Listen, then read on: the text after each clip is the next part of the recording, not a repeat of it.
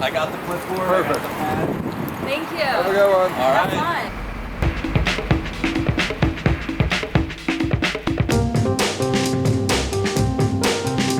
A food client came to Gravity Tank and they were really interested in exploring some different, more alternative retail channels. We came up with a lot of ideas. One of them that we got really excited about was this idea that potentially you could sell candy out of the backseat of a taxi.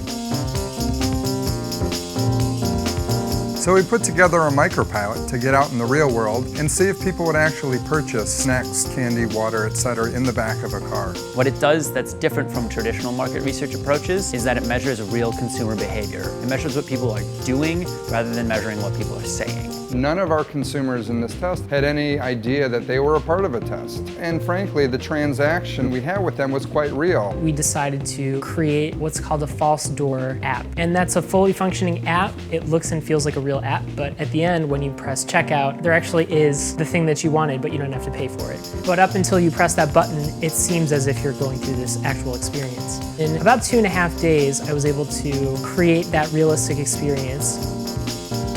We went out to Costco, bought some snacks that we think people might buy in the backseat of an Uber or Lyft. So we recruited a couple of drivers. They came here to Gravity Tank. We set up the tablet in their car, put a box of candy in their front seat, away they went. We also coached them a little bit with what to say and how to organically introduce this concept to the passengers that would get into their car. By day 3 or 4, we had a driver out there in the real world testing our idea with actual people, which was awesome.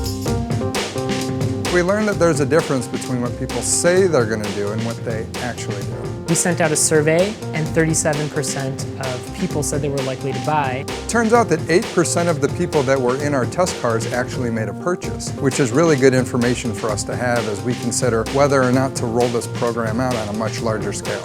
You can learn a lot about an idea with a minimal amount of investment. You don't have to build out the entire service. You can just have a couple different drivers and some snacks purchased from Costco, and you can get real data from real people about what this service would be like. It just took us a few days to recruit drivers, build an app, and get it on the road to see what people will do in the real world.